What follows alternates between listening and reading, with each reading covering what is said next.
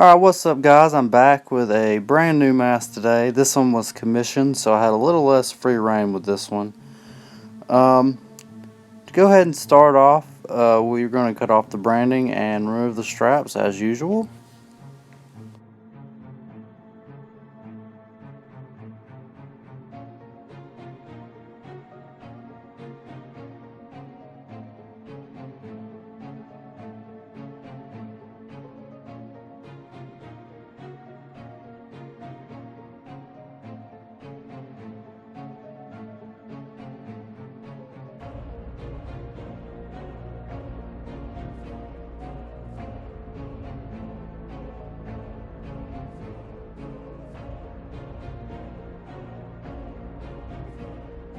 After you remove the branding, you're going to want to take some 220 grit sandpaper and sand it lightly until it's all one matte white color.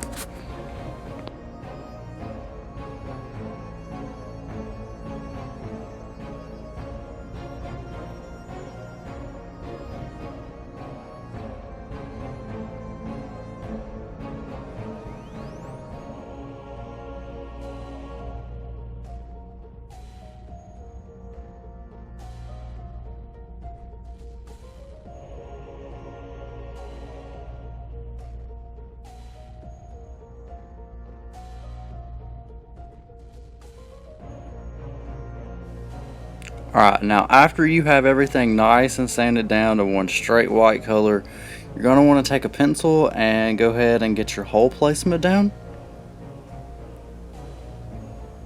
Make sure everything's nice and even. I even draw lines on the top of mine to make sure that those top holes are straight with the branding tags, because the branding tags are kind of hard to get rid of without putting too much excessive tape on there. So I just try to use those holes as a giving point to place those top holes.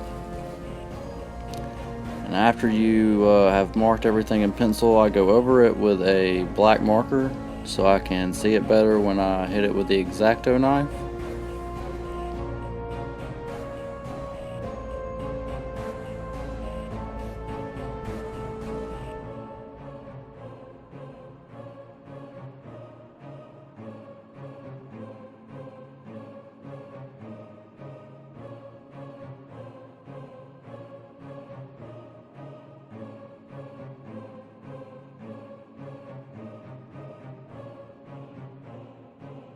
Now after you have hit everything with the black marker and you have your hole placement right, you're going to go ahead and take your X-Acto knife and cut into the mask. You're going to make sure you cut all those holes the same size as the holes on the bottom. I use the actual handle of the X-Acto knife to make sure that each hole is actually the same size. And then after you have all your holes in, you're going to take your X-Acto knife and go along the back and cut off all of these little spurs. There's still going to be a little bit of excess plastic, so I like to take a lighter to them after this and melt off any excess.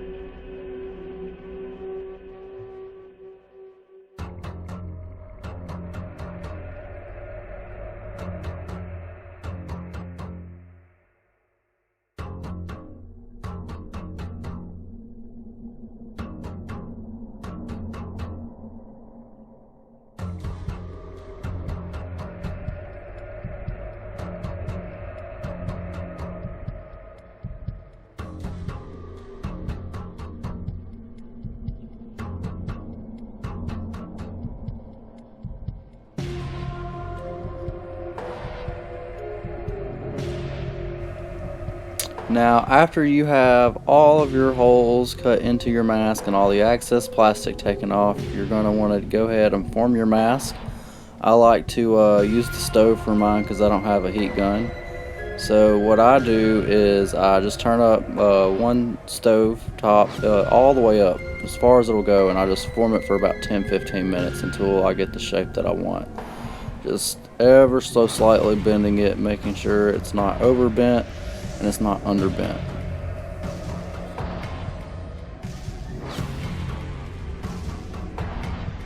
Alright, quick little ad break just to let you guys know that only a quarter of you guys are subscribed, so if you could please hit that subscribe button because everything helps, it really does. Thanks. Now usually at this point you would take your plastic wood and fill in the holes, but I kind of got a little hasty on this one and I went ahead and put a light coat of black on there, which, you know, I'll go ahead and put the plastic wood in the holes in the next step, and you know, nothing actually it didn't actually hurt it in any way. It still works just as good, which, you know, was a relief for me because I didn't want to start all over.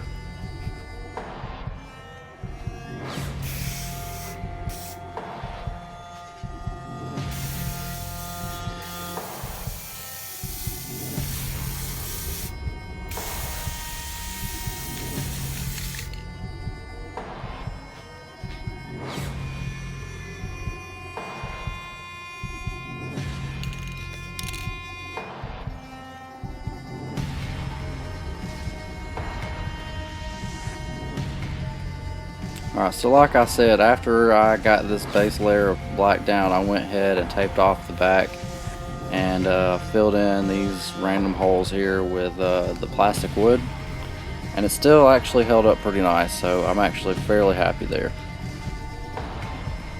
Use as little bit of tape as possible. Usually I use electrical tape for this, but I decided to use masking tape this time. The masking tape actually held up pretty well. Now after your plastic wood has dried, you're going to want to sand it down so everything's flush. Like, you don't want anything protruding from the masks. Like, you can tell that's nice and flush, and you're not going to be able to tell once it's covered, you know.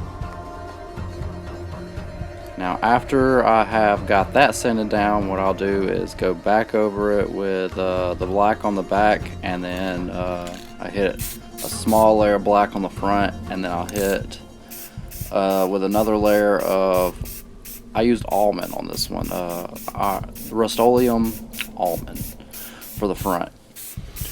And it looks actually like this one a little bit more than what I usually use. I usually use Navajo white, but the almond was a bit more yellow, and I kind of like how that looked a little bit more. So I'll probably start using almond more in the future.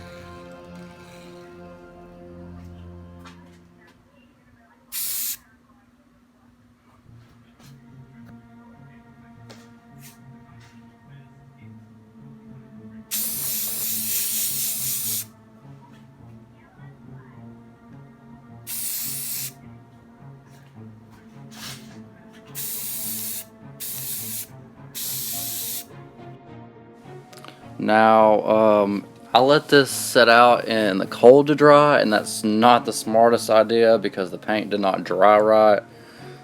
Some areas it just didn't stick at all, like right here on the nose and around the eyes. And then right here on the bottom it bled a little too much, so I'm going to use paint later to kind of cover that up so you can't tell, and then I'm going to put some scratches in it, some nice deep scratches in it, like remove the paint so it looks nice and weathered. I'm gonna go ahead and put the scratches in at this point. I added scratches around the nose, around some of the holes on the outside, the top. I put 4 deep scratches at the top, some minor scratches along the top of the forehead, and I think it turned out pretty well. The nice black underlayer really helps make it look nice and dirty underneath too, so I like that. I think it turned out pretty well. Now after I have the scratches in, I'm going to go ahead and take nutmeg brown and acrylic paint and dab them around each and every hole, and then remove it with just a tissue. Just wipe it away with some tissue, and then I'm going to dirty up all around the mask just to make it look a little bit more realistic. Now after I got that down, I went and took some black and just went wild with it. Like, I wanted to make this mask look nice and dirty, so I dirtied it up quite a bit on this one, especially in the cracks and crevices that I had removed earlier. That's really where you want to hit with these with the black on this one. Now after that, I added this sweaty, nasty, greasy look coming from the holes. I love when people do this, and you know, I'm not going to fray away from doing it either. Like, I think it looks really nice. Now after that, I added some minor blood effects, and I went ahead and got some decals ready. I make my decals out of red electrical paint, or red electrical tape, my bad, and cut it out with an X-Acto knife, and I just slightly place it on there and make sure it looks nice and even. And then after the red electrical tape was on there, I went ahead and hit it with some more blood, and I even double layered the blood in some places so it looked nice and thick, like it looked more realistic, if that makes sense. I really like how the blood looks around, you know, the top chevron and the nose. Like, it's really thick right there.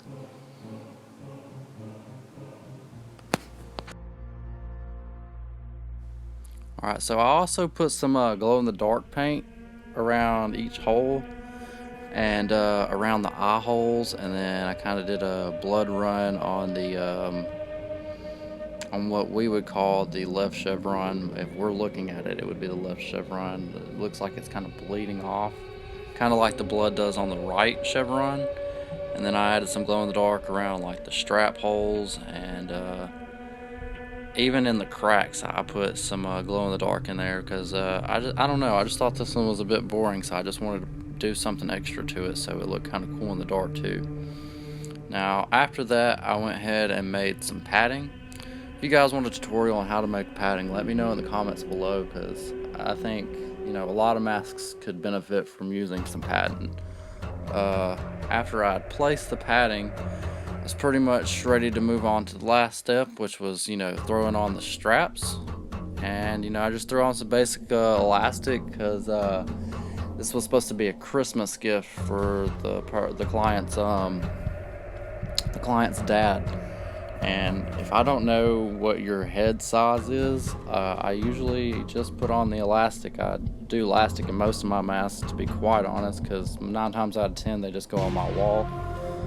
But yeah, after the elastic was on, I made sure you know, the elastic was a little bit looser than my head, because I have a rather small head comparatively speaking to most of the world, I think. You know, I just put some black stitching in there so it'll look nice and flush. You can't tell there's any stitching on there. And then at this point, I'm pretty much done with the mask, and I think it looked quite good. What do you guys think? Let me know in the comments below, because I think this one looks really well. Here it is. Here's the final product. This is me wearing it.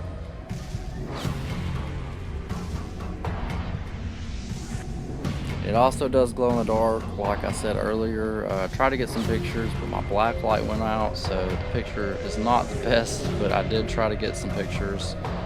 When I get my black light replaced, I'll try to link some better pictures in the comments below. Oh, and before I forget, I also put some clear coat gloss on here, so everything's gonna stick on there and it's gonna stay. But yeah, that's pretty much it, guys. If you like this video, leave a comment, like the video, please subscribe. Thanks for watching.